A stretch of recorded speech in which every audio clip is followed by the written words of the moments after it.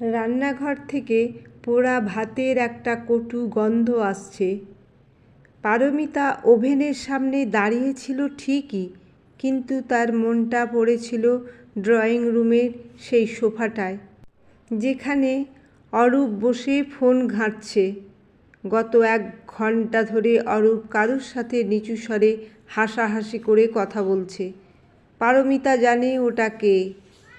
দিশা, অরূপের অফিসের নতুন জয়েন করা কলিগ, যার কথা বলতে গেলে অরূপের চোখে ইদানিং এক অদ্ভুত ঝিলিক দেখা যায়। ভাতটা বোধহয় পুড়ে গেল পারমিতা, গন্ধে টেকা যাচ্ছে না।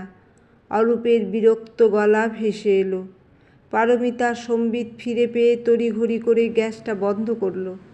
কড়াইতে ছ্যাঁক করে জল দেওয়ার শব্দটা যেন তার নিজের বুকের ভেতরের যন্ত্রণার প্রতিধ্বনি। সে ডাইনিং টেবিলে খাবার সাজিয়ে ডাকল, এসো, গরম থাকতে থাকতেই খেয়ে নাও। অরূপ টেবিলের সামনে এসে বসল ঠিকই, কিন্তু তার চোখ তখনও ফোনের স্ক্রিনে। আজকের ডালটা বড্ড পাতলা হয়েছে। দিশা বলছিল ওর মা নাকি খুব ভালো ঘন ডাল রাঁধেন, একদিন আমাদের ইনভাইট করবে বলছিল। পারমিতার হাতের গ্লাসটা কেঁপে উঠল। সে শান্ত গলায় বলল, দিশার মা ভালো রাঁধেন, সেটা দিশার মুখে শোনা স্বাভাবিক, কিন্তু আমাদের এই 7 বছরের সংসারে তুমি কখনো আমার কোনো রান্না ভালো হলেও প্রশংসা করেনি। আর কোনো দিন 1 কাপ চাও নিজের হাতে করে আমায় খাইয়েছ? সব সময় তুলনা করো কেন? অরূপ হঠাৎ ভাতের থালাটা সরিয়ে দিল। সারা দিন খিটখিট আর আদিক্ষেতা, ওই জন্যই তোমার সাথে কথা বলতে ইচ্ছে করে না। দিশার সাথে কথা বললে অন্তত মনটা ফ্রেশ থাকে।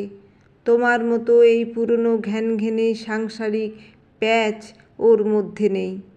অরূপ গটগট করে ঘর থেকে বেরিয়ে গেল। পারমিতা একা টেবিলে বসে রইল। সামনে সাজানো 2 থালা ভাত।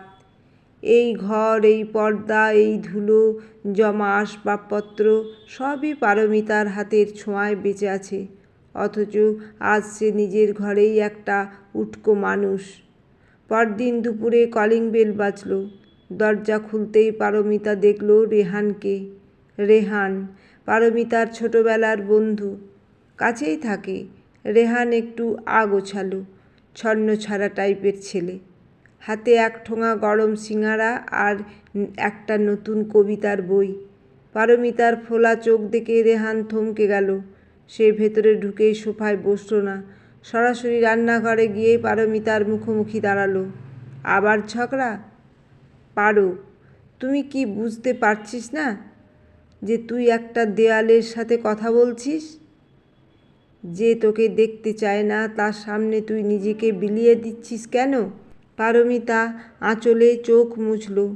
সংসার রেহান, এত সহজে ছাড়া যায় না।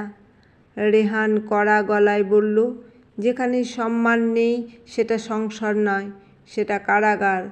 অরূপ আর দিশার আদিক্ষেতা পুরো কলোনি জানে, শুধু তুই জেনেও না জানার ভান করছিস। কাল আমি তোকে একটা লাইব্রেরিতে চাকরির কথা বলেছিলাম, যাবি? পারমিতা কিছুক্ষণ চুপ করে থেকে জানলার বাইরে তাকালো। রোদে দেওয়া কাপড়গুলো হাওয়ায় উড়ছে। সে বুঝতে পারল যে সে যদি আজ নিজের পায়ের তলার মাটি শক্ত না করে, তবে একদিন সে ধুলোর মতোই উড়ে যাবে। মাসখানেক পর অরূপ একদিন হুট করে দিশাকে বাড়িতে নিয়ে এলো ডিনারের জন্য। পারমিতাকে আগে থেকে কিচ্ছু বলেনি। দিশা অত্যন্ত আধুনিকা, পরনেই ছোট পোশাক আর মুখে এক চিলতে বাঁকা হাসি। টেবিলে বসে দিশা পারমিতার রান্না করা মাংসের বাটিটা নেড়েচেড়ে বলল, উফ অরূপ, তোমার ওয়াইফ তো দেখি এখনও 90s-এ পড়ে আছেন। এত রিচ খাবার তুমি হজম করো কী করে? আমি তো জাস্ট স্যালাড খাই। অরূপ হো হো করে হেসে উঠল। আরে ও তো আর কিছু জানে না, ঘরকন্না ছাড়া ওর মাথায় আর কিছু ঢোকে না। পারমিতা তখন জল দিচ্ছিল। সে গ্লাসটা টেবিলের উপর সজোরে রাখল। রান্নাটা যদি 90s-এর হয় দিশা, তবে এই বাড়িটা কেন এই 20 শতাব্দীতে দাঁড়িয়ে আছে বলতে পারো? অরূপের ডায়েরি থেকে শুরু করে মোজা সব আমি গুছিয়ে দিই বলেই ও অফিসে গিয়ে বড় বড় লেকচার দিতে পারে। অরূপ রেগে গিয়ে বলল, পারমিতা, গেস্টের সামনে সিন ক্রিয়েট করো না। তোমার হীনমন্যতা ঢাকতে দিশাকে অপমান করো না। পারমিতা আর কিছু বলল না। সে সোজা বেডরুমে গিয়ে আলমারি থেকে নিজের একটা ছোট্ট ব্যাগ বের করলো। অরূপ ভেবেছিল সে হয়তো অভিমানে পাশের ঘরে গিয়ে কাঁদবে, কিন্তু পারমিতা যখন ব্যাগ হাতে লিভিং রুমে এসে দাঁড়ালো, অরূপ আর দিশা দুজনেই থমকে গেল। আমি চললাম অরূপ, এই ঘরটা এখন তোমার আর দিশার স্যালাড খাওয়ার জায়গা হোক। আমি আমার নিজের জগৎটা খুঁজতে বেরোলাম। অরূপ একটু স্তম্ভিত হলো, কিন্তু মনে মনে বেশ খুশি হলো। পারমিতা চলে যাওয়ার কিছুদিন পর থেকে দিশা তার সাথেই থাকতে শুরু করলো। অরূপ প্রথমে খুব খুশি হয়েছিল, কিন্তু কয়েক সপ্তাহের মধ্যেই সে টের পেল ঘর আসলে কি।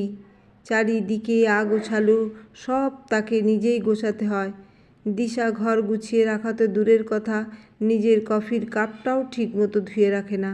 অফিসের কাজে অরূপের মন বসল না, কারণ তার পেছনে সেই ব্যাকবোন অর্থাৎ পারমিতা এখন নেই। এরই মধ্যে অরূপের ব্যবসায় বড়সড় ধস নামল। অফিসের এক বড় ফান্ড তছরূপের দায়ে সে ফেঁসে গেল। দিশা যখন দেখল অরূপের চাকরি আর প্রতিপত্তি দুটোই যাচ্ছে, সে একদিন নিঃশব্দে ব্যাগ গুছিয়ে অন্য এক উচ্চপদস্থ বসের সাথে মুম্বাই পাড়ি দিল। অরূপ যখন একদম একা, ঠিক সেই রাতেই সে এক মাইন্ড স্ট্রোকের শিকার হলো। একা ঘরে পড়ে রইল সারা রাত। সকালে কাজের মাসি এসে উদ্ধার করল তাকে।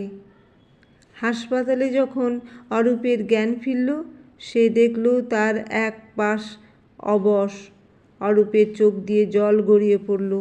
এই নিঃসঙ্গতায় কার কথা মনে পড়বে? ঠিক তখনই দেখল সাদা সালোয়ার কামিজ পরা এক নারী ভেতরে ঢুকছে, হাতে কিছু ফাইল। পারমিতা। অরূপ কাঁপা কাঁপা গলায় বলল, পারমিতা, তুমি এসেছো? আমায় ফিরিয়ে নিয়ে চলো, আমি খুব ভুল করেছি। পারমিতা অরূপের কপালে একবার হাত রাখল, কিন্তু তাতে কোনো প্রেমের উত্তাপ ছিল না। সে শান্ত গলায় বলল, আমি এখানে তোমার স্ত্রী হিসাবে আসিনি অরূপ। আমি এখন যে এনজিওতে কাজ করি, সেখান থেকে অসুস্থ মানুষদের সাহায্য করা হয়। আমি তোমার চিকিৎসার সব ব্যবস্থা করে দিয়েছি, কিন্তু ওই বাড়িতে ফেরার কথা বলছো, ওই বাড়িটাতে আমি আর কখনো ফিরে যাব না। অরূপ কোনো কথা বলতে পারল না, কারণ তার আর কিছু বলার মুখ নেই। পারমিতার দরজার দিকে এগোতে এগোতে বলল, আমার জীবনে আমি এখন অনেক বড় একটা আকাশের নিচে দাঁড়িয়ে আছি অরূপ, সেখানে আর তোমার কোনো ছায়া নেই। বাইরে রেহান জিপ নিয়ে অপেক্ষা করছিল। পারমিতা জিপে উঠে বসল। সে আজ স্বাধীন। তার জীবনের গল্পের নাম পারমিতা। সার্থক হলো, কারণ সে আজ শুধু কারোর মিতা নয়, সে নিজেই নিজের ধ্রুবতারা।